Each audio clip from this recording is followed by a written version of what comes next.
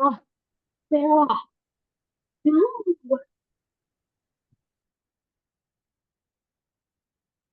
All right. Good morning, everybody. I think we will go ahead and get started.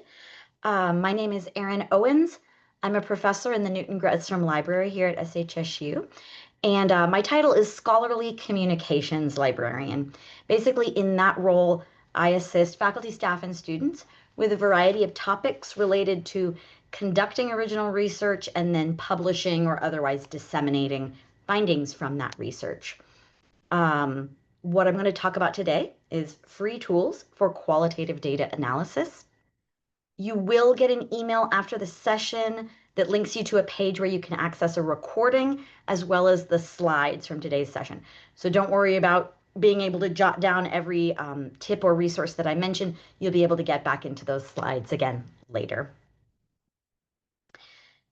So just a really quick starting point to make sure we all kind of start out on the same page when we're talking about qualitative data analysis. Qualitative data is generally non-numerical information describing qualities, feelings, things like this that we might gather through methods like interviews, focus groups, or observations. And then qualitative data analysis, or QDA, is the process of interpreting our qualitative data to help us identify patterns, themes, and relationships. This is usually done through the process of coding, which is systematically categorizing excerpts of our qualitative data. So in many cases, this is text, but you can also do qualitative data coding with images, audio, video, things like that. And it's really being able to just pick out chunks of that text or those images and identify themes and patterns that appear in those different chunks. So this is sort of just a quick visualization of what this might look like. You can see on the left side of the screenshot a passage of text with some color coding. And then the right side of the screenshot shows you the theme that each of those colors, the themes within each of those colors. So if the first sentence is yellow and it represents the theme of rescinded support, the second sentence that's blue represents three themes of medical establishment, view of harm, and scrutiny. So this is just a very quick visualization of one way that coding might appear. There are some different approaches to coding. We can deductive or inductive, kind of the formal terms, but we can think of it as top down or ground up. Basically, have you identified themes in advance that you then want to look for in your data? Or are you looking at your data first, iteratively over and over, and seeing what themes emerge out of it? And sometimes you could be doing a combination of both. So that's kind of all I'm going to say on the process of how qualitative data coding works. There are some additional resources at the end of these slides if you're looking for more detail on actually applying this method. But what I want to focus on today are some tools that can help us. So these are often called QDA tools or CACDAS tools. There's some different abbreviations that go in with that.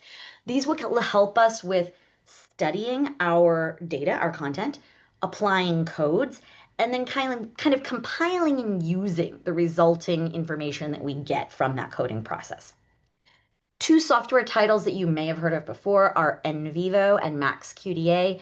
These are two of the really big name commercial tools for QDA. They're very well known. They can also be very pricey. They may have more bells and whistles to better support experts in this methods, but they can also have a steeper learning curve. If you're new to the methods already and you're new to the software, they may be a little more challenging. So what I want to show you today instead are two free tools that are not only free, but I think they have a bit of a lesser learning curve for just being able to really get started and running with qualitative data analysis. So we're going to look at Taguette and QualCoder. Both of these tools work with text files. They both support top-down, ground-up, and combined approaches to your coding in your codebook. And they both allow you to export details like your actual text file with the highlighted excerpts, details about all the codes you've applied, your final code book with the codes and their definitions, all of that. QualCoder only goes a couple of steps further. It also allows you to code images, audio, and video. It has tools to allow you to maintain a journal during your coding process so that you can kind of be tracking your thoughts and observations, helping to develop your interpretation of what you're seeing. And then it will produce some different kinds of reports, charts, and graphs. So we'll dig into all of that a little bit more. A few technical details about the programs. Taguette has a browser-based option. I really like this for collaborative projects, particularly if the sensitivity level of the data is relatively low. Being able to work through your browser is very fast, very convenient. You don't have to be able to install anything, and teammates can work simultaneously in the same file. They also have options to download the software and run it on your local computer. If you choose to do that download, they do have options for all the major operating systems, Windows, Mac, and Linux. You can import various formats of text files from Word documents to PDF to kind of basic text.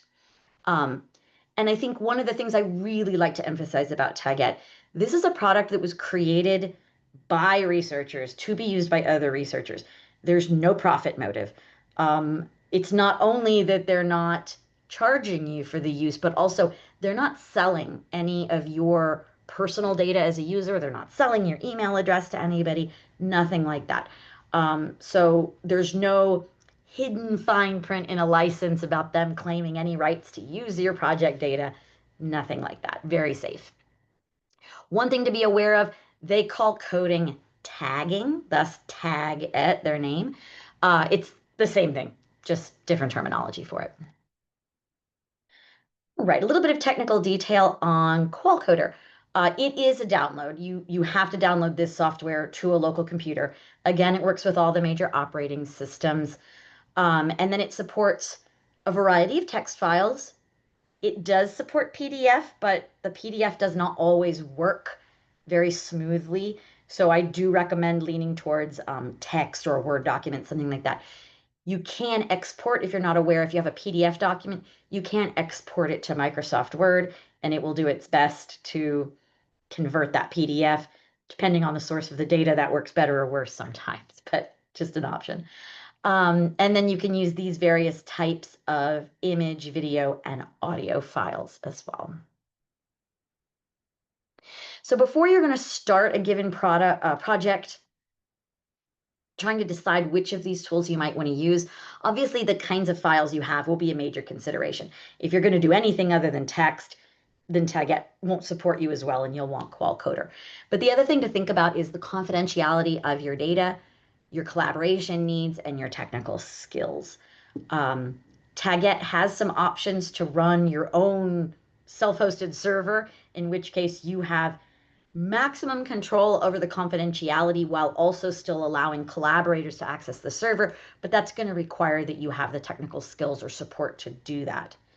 Working in the browser-based option on the Taguette server is the simplest thing that requires no tech skill, and it does allow real-time collaboration, but depending on the sensitivity of the data, you'll need to decide if it's appropriate to have that data loaded onto a third-party server where there might be some potential risk of someone hacking into their server or something.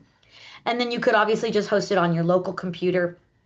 As long as you can download it, it doesn't require much tech skill, and it would be very confidential, but it would not support real-time collaboration. QualCoder obviously is always going to be running on your local machine, so there is no real-time collab, but we will talk about options for people coding in their own copies of the software and then merging your data together. All right, so any questions initially before I dive into some details on each tool? All right, great. Let's dig in on Taguette then. So the website is just app.taguette.org, and I meant to copy that. Let me grab this link for you real quick. All right, I'm going to put this in the chat window just in case you want to take a look at the actual site, follow along, or anything like that. You can create an account on their site using only a username and password. And again, this goes back to what I said about how they're never going to be trying to sell your information or anything, literally to the level that providing an email address is optional. That can really protect your identity and your privacy if you choose to do so. So you just create that username and password to get started in your account. Once we're in, we get a little menu where we can create a new project, or if we have existing projects already created, we'll see their titles show up here as blue links, and we can simply click on one to go into that existing project. We end up with 3 major tabs in the program that we're going to use to manage our project. We have project info, documents, and highlights. The project info tab is where we can manage collaborators on the project and where we can import and export codebooks. The documents tab is where we're actually going to upload the text documents that we want to work in coding, and then where we will access them for the reading and coding process. The highlights tab is going to sort of show us what we've done so far in coding. It will show us all of the different codes that we've created, and we can look at each one of them and see the different excerpts of text to which that code has been applied. And then from that tab, we will also have options to export that data. So adding collaborators, we'll be working on our project info tab, and there'll be a button to manage collaborators. And that will get us to this dialog box. Now, the key thing to remember here is that because sharing an email address is optional, you can't add a collaborator by their email address. It won't like email them and say, hey, someone wants you to collaborate, go create an account. They're going to need to actually create their account first, and you will need their username to enter here to invite them by their username. And then you select their level of permissions. So you can give someone full permissions to do absolutely anything, including inviting other people. You can allow someone to do full coding, but not change the collaborators or delete your project. And then you can have people who can just sort of view and make changes to the codes, or people who could view only. So just depending on what kinds of levels of collaborators or assistants you might have, you've got some options there. If you needed to remove a collaborator from the project, you would do it in the same place. We'd go to Project Info, Manage Collaborators. We'll see our collaborators listed, and we'll be able to click and remove them. I included this table in the slides mostly in case you want to refer back to it later. This provides a little bit more detail on exactly which actions someone can do with each level of permissions. All right, so let's look at adding documents on our Documents tab. We're going to click the Add a Document button, and then they will allow us to choose a text file in the supported formats to upload. Once we've uploaded a document, very much like in our list of projects, the title will just appear as a blue link that we can click on. That will open the document in the reading pane for us to read and code. So that's really the meat of this process, right? We want to be able to open our document and start coding. We're going to do this by just highlighting with our mouse. It's very straightforward.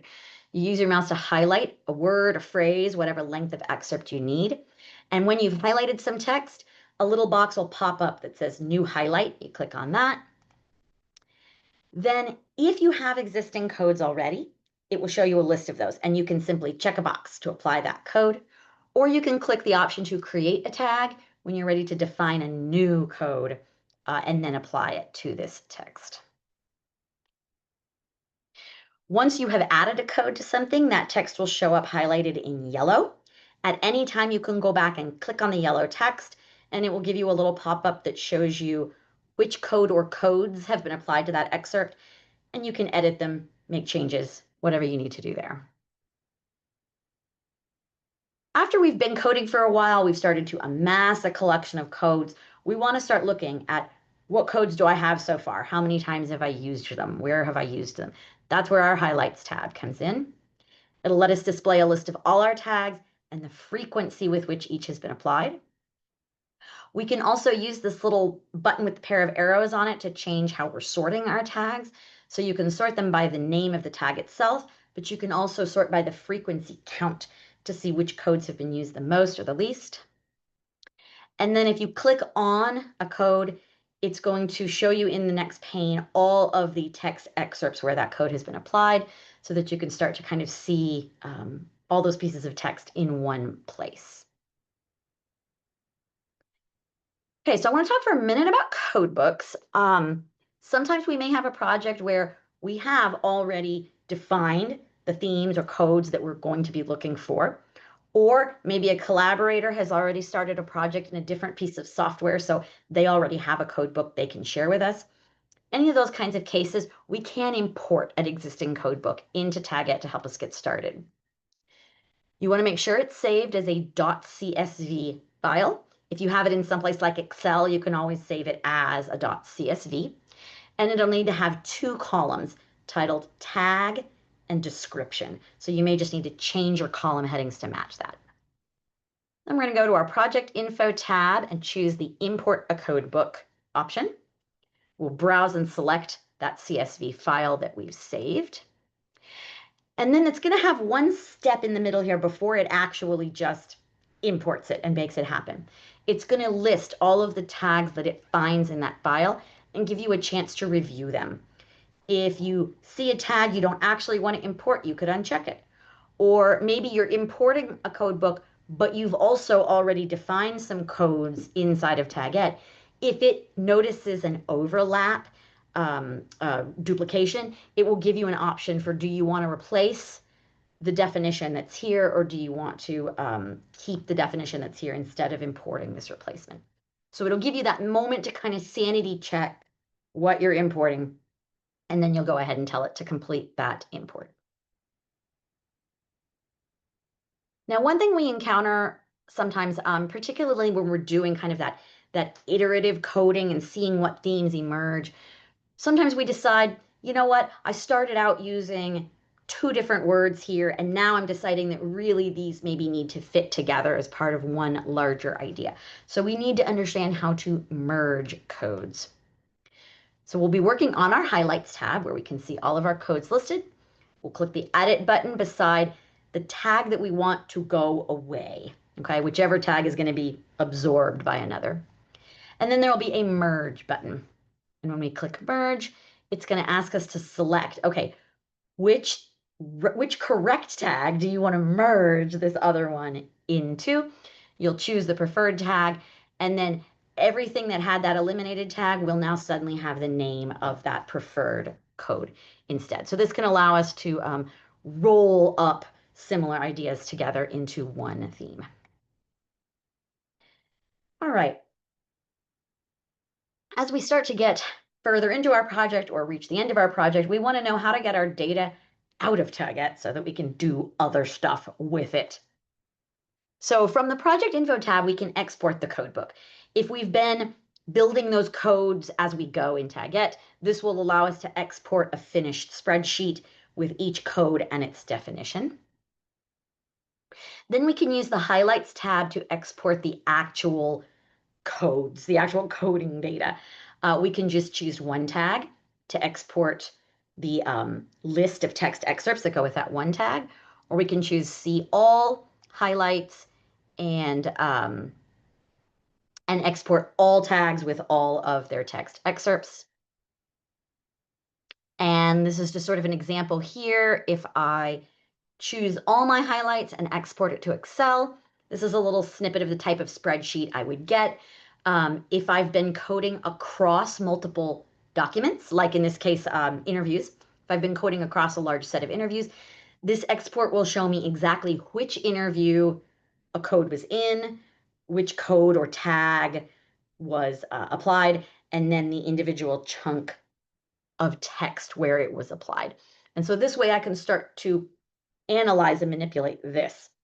Let me start to sort and filter and see how many times I've used each code and how many different interviews each code appeared in, all of that kind of stuff, whatever other questions you want to be able to answer with this.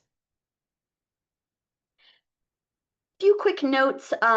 Taguette is not absolutely perfect. It's not a perfect unicorn that does everything you might ever want. That's just a factual observation. There are some weaknesses. So to be aware, as we've said, it is text only.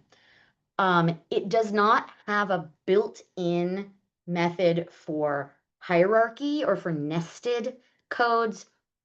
You can sort of strategically create your code names, maybe using a period, a dash, doing something where you can understand from looking at them that faculty is sort of a main code, and then faculty.retirement would be a subcode nested within that idea. So you can kind of finagle it if it's something you need. Just be aware it doesn't natively understand that idea of hierarchy. It also does not document which collaborator added which codes. So if you're working in a team, if it is important to you to be able to analyze things like intercoder behavior, then again, you need to be aware that's not supported natively. Again, you could do it via strategic codes. Maybe we have a theme dot one person's initials and then, another person's initials. And then once we get into Excel, we could pull that coder initials data out into another column and merge those codes. Would require a little more work, but there's some possibilities there. And then finally, whereas some of the higher end commercial products provide some different matrices that help you visualize your coding data, Taguette does not provide that. So things like how often do two codes co-occur, or what's the code distribution per document? It's not going to give you those kinds of fancy bells and whistles. You'd have to calculate those types of things yourself with your Excel export. All right, any questions on Taguette?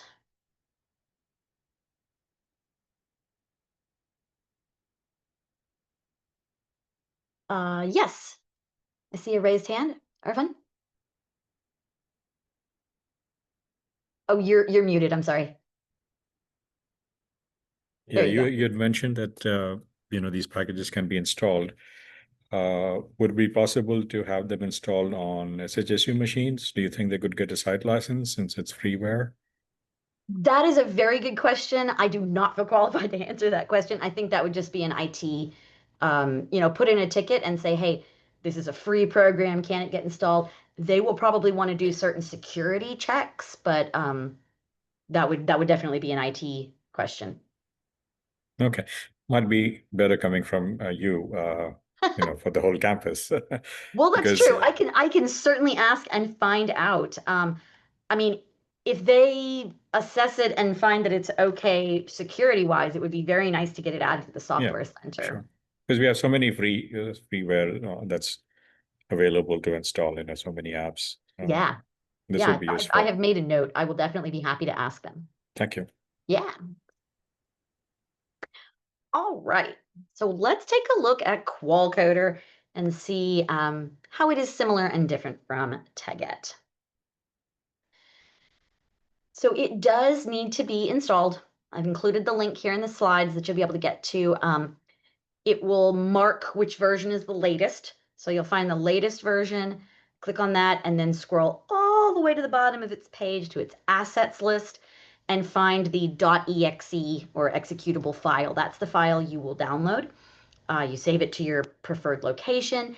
And then basically um, when you click on that file, that will run the program. It's a little bit unusual. It doesn't really run a full installation process. You'll just open the file to run the program locally. If you're going to be coding audio and video, you also need the VLC media player. This is already installed on most campus computers. So if you're working on campus, you generally don't need to worry about that step. But if you're working on like a personal machine, you may need to take this extra step to go to this VideoLAN website and install the VLC media player. Once we get into QualCoder, the first thing we really want to do before we start out a project is configure our settings. There's a lot of things in here that we can kind of customize for ourselves. One piece of it is where you can put in your coder name. This probably doesn't matter very much if you are working alone. If you are working with collaborators, though, and you're going to be merging your data together later, you want to be sure you set your name here so that your name will be applied to the codes, attached to the codes that you apply. that will allow you to compare coder behavior. If multiple people may be coding using the same computer, a machine in a lab or something like that, you can add multiple people here, and then you would choose your name as you go into code. The program does allow you to customize the font base and the font size. This sounds like a small thing, but really I think it is enormous. I have used so many free programs that have tiny, tiny text, and they don't let you customize it. So being able to adjust to your viewing comfort is really nice. You can set your default project directory here. That is basically, where do you want your project files saved? In an individual circumstance, when you're saving a project, you could always choose a different folder, but this is just by default, where would I want most of my files to start? And then we can also configure our settings here for automatic backups. These are a very, very good idea to make sure that you don't accidentally lose data. So I strongly recommend you keep both checkboxes marked to have it doing backups. You can adjust how many backups you would like it to store, anywhere from 1 to 10. And so every time it saves a new backup and gets to that maximum number, it'll just delete the oldest one. But that way you know that if you suddenly realize, oh, I've made a huge mistake and I regret it, you can roll back a couple of versions to get that previous data back. Right, so after we configure our settings, we need to create a project. So we click our project, create new project menu, and it'll open to that default directory that we selected. But as I said, you can always change that. You'll title and save your project. This basically gives us an empty folder to work in. And now we want to add files into our project folder. We go to manage. So you'll see the menus across here. We have project, manage, coding, and reports. So the manage menu is pretty much where we're always going to be working with adding files. And we can click our little icon. It looks like a piece of paper with an arrow pointing at it. And that's where we will be able to upload our files. You can also link to a file if you already have those saved somewhere. Just don't move them after you've linked to them, or your link in the project will break. When we begin coding, QualCoder does natively support those hierarchical or nested codes. It does understand the idea that I can have a category and then codes or subcategories within that and create those relationships, basically. You can import an existing code book, just like Taguette, if you've already got some themes defined. You can use a CSV file, a text file, or these REFI QDA compliant. Basically, this is a standard that allows data to be exchanged between different qualitative data analysis programs. So if someone else created a code book in NVivo, they could export it into this format, and you would be able to import it into QualCoder from that kind of crossover format. You can also, of course, create codes as you go in the program. All right, so actually the process of coding text is going to look nearly identical to Taguette. We will see a list of, we'll go to our coding menu and choose that we want to code text. We'll see a list of the different text files that we've uploaded. When we click on a file, it'll load in that right-hand pane, and we'll do the same thing, highlighting a chunk of text, and then right-clicking on it and choosing to add a new code or an existing code. Once we've added some codes, you can right-click on a highlighted piece of text, mark codes. They have sort of some different tools you can use if you're going to be applying like one code repetitively. This part can get just a little bit confusing to make sure that you've selected the code you actually want to be applying, and then it's not just applying like the last code you used. So this takes a little bit of getting used to, I think, for the way it does that. interesting addition that it has here that Taguette doesn't have. You can add annotations. So um, if I choose a particular excerpt, I mark it with a code, I can also add an annotation where maybe I explain for my own memory, like, why did I mark this code here? Maybe there's something about it that's not immediately self-explanatory. Or maybe I have a question that I'm thinking this code, but I have a question I want to discuss with my collaborators. That annotation is a good way that you can just sort of attach that information right in place to that excerpt. And then the code list in the bottom left corner will keep a running list of your codes, a count of their frequency, and it also uses some color coding. You can go in and customize what color is attached to each code, and then that will be reflected in the document. So if color is a good visual cue for you, you can set those codes and then be able to skim through the document and get a sense of how much pink am I seeing? How much blue am I seeing? If that's a good marker for you. All right, so the text coding is very, very similar between Taguette and QualCoder. Where it really kind of splits off here is when we start getting into coding other kinds of multimedia. So if we have images that we want to code, you go to your coding menu and tell it you want to code an image. You choose your file from the list, same kind of basic process there. It's going to open the file for you. You can kind of resize the window that the picture's in and resize the picture itself. So you have a little bit of control to zoom in closer on pieces of your picture. And then basically you use your cursor to just click and draw a box. As far as I can tell, unfortunately, it does only draw boxes. I couldn't figure out how to use like a circle or kind of a free form shape. It really is just going to be a box. But you draw a box around a piece of the image and then assign whichever code, it will assign whichever code is selected in the code list. So one thing I find helpful in here is to be sure I click on a code in the code list first, then go draw a box. And I know that the one I clicked on is going to be applied. You can always right click on a box that you've created later to be able to resize that box, change or remove codes, and then add little memos or annotations to remind you maybe, again, why you coded that or questions you have. Okay. Coding audio and video is going to work somewhat similarly. We're going to go through our coding menu and choose Code Audio Video, choose our file. The actual controls, like the audio player or the little video controls, will open in the main window that you've already been looking at for text and for images. If you're using video, the video is going to open in a separate window. That's going to be that VLC media player. It'll open a totally separate window, which you can then kind of, arrange those windows on your screen to be able to watch the video and see what you're doing with coding.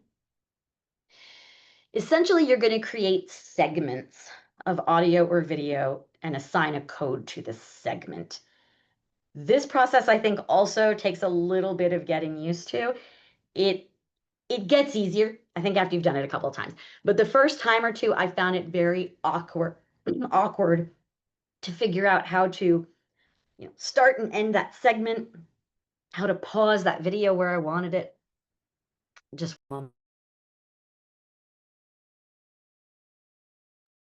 sorry, I didn't want you to have to hear me coughing.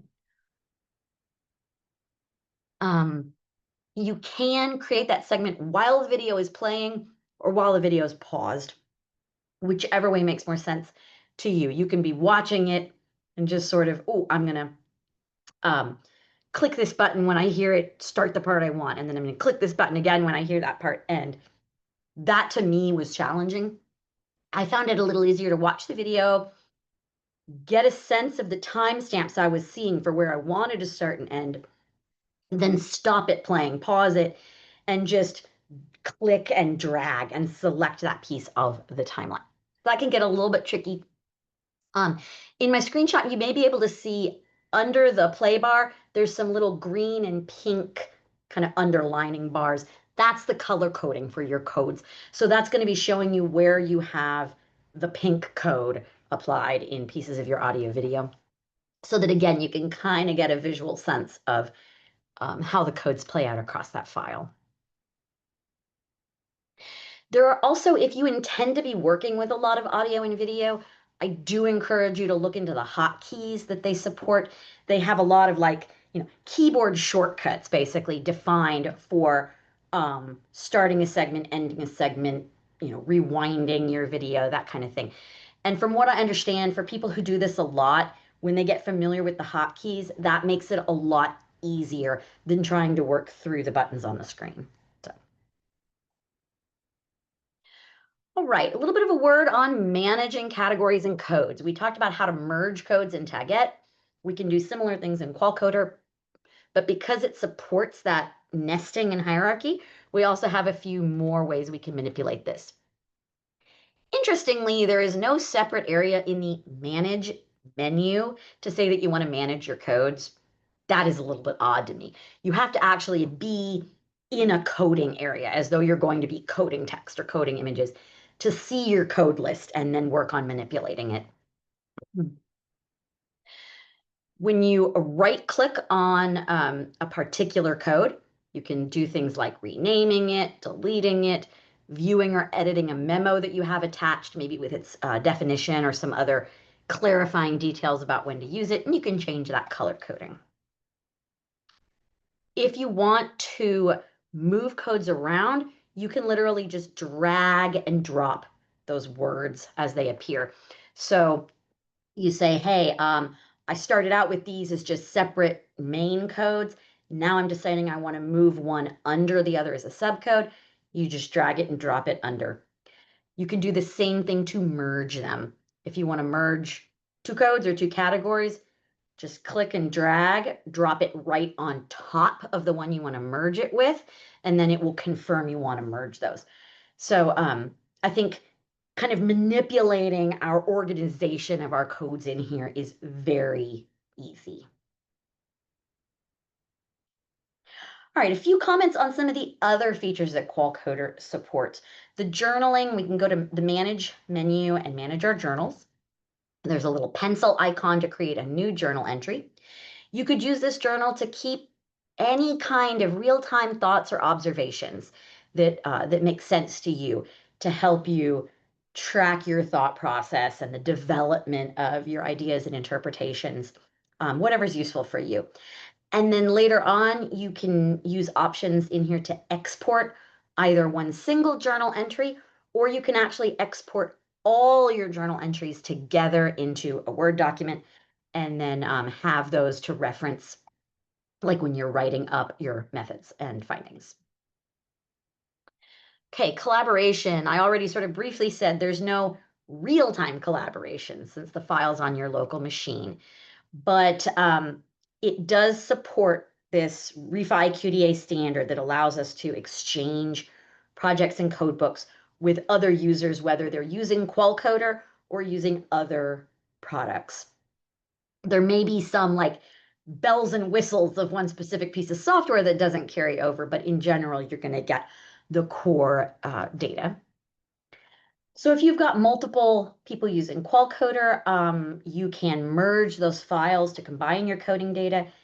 If the coder is important, remember that you want to make sure each coder's name is set before you merge those files.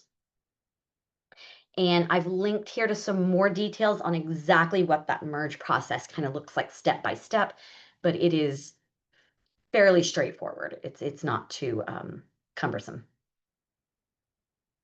Okay, reports is another area where QualCoder adds a little bit more than Taguette does.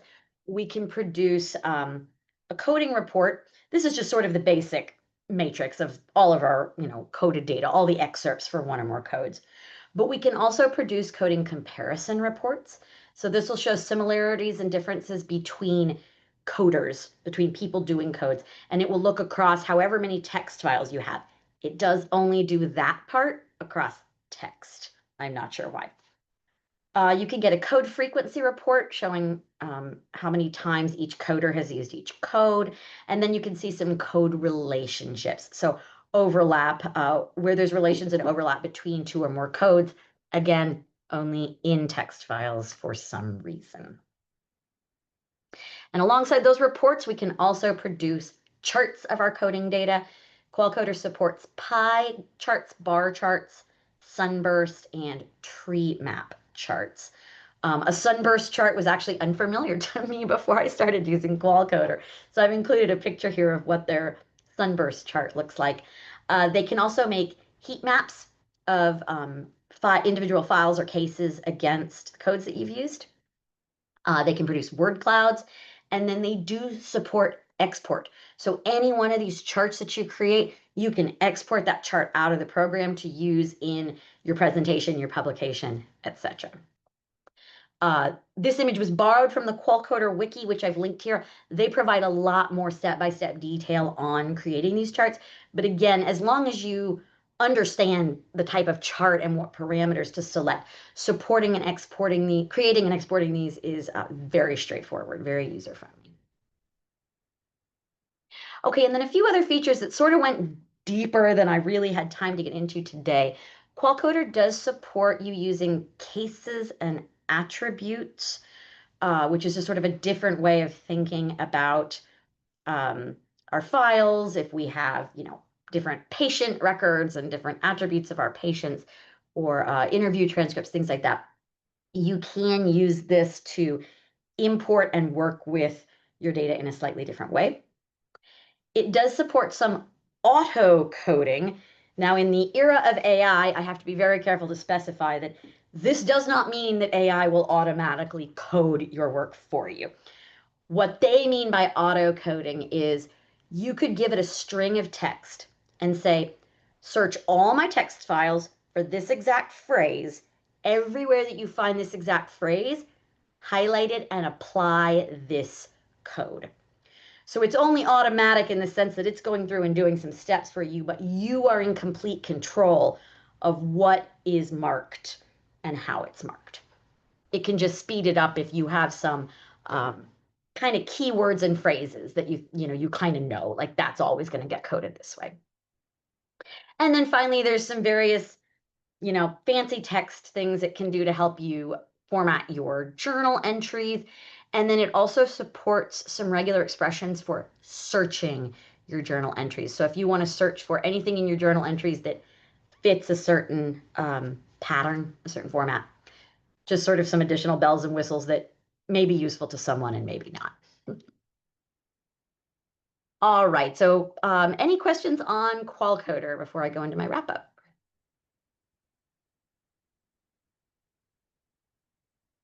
Yes, I see a hand.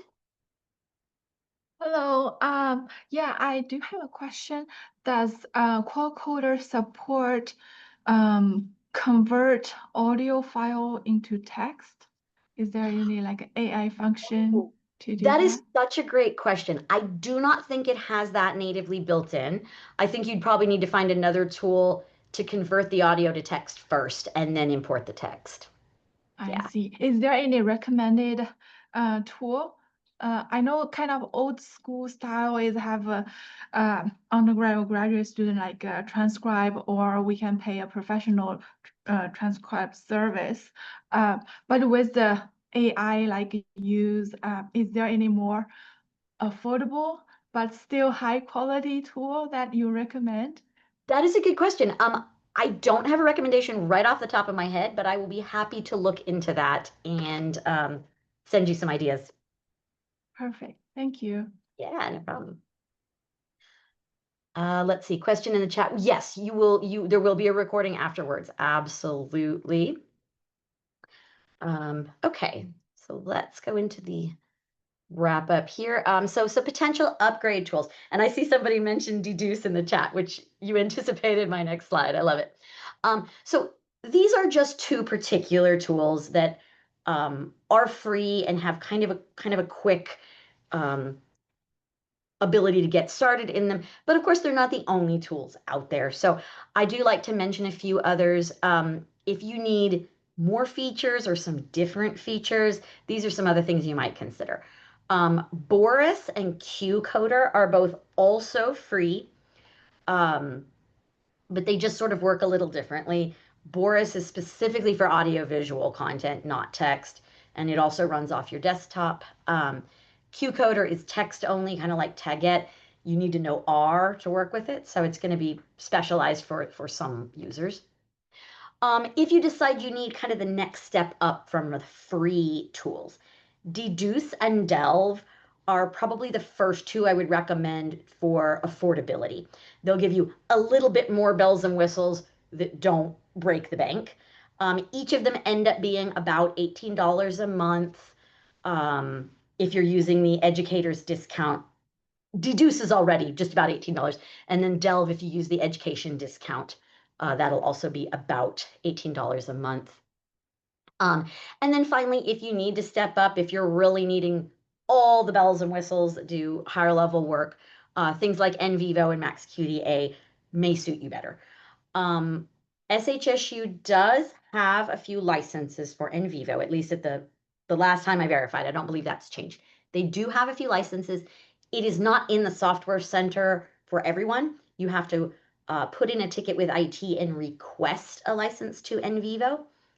It does not have the cloud collaboration aspect. So even though NVivo does have cloud collaboration options, the last I verified, our license does not include that. So it would still be a case if you have collaborators of working individually and then merging your files later. But that is definitely something that you can talk to IT about if you are interested in going up to that level and working with NVivo. All right, I've shared some additional resource links here that you'll be able to get back to in the slides. Taguette and QualCoder both have some really great documentation to help you dig in step by step on some of the more complicated aspects. And then even with the additional tools I've mentioned, there are still other tools out there. And so I've linked to a couple of guides from our library and other libraries that kind of compare costs and features of different QDA tools to just really help you feel like you're finding the tool that's going to best fit your use case. With that, I'm going to say thank you. I'm going to open the floor up for any questions you might have right now. And I'm also going to invite you to reach out with questions anytime if I can provide support after this session. So please feel free to use the chat or unmute yourself and talk to us.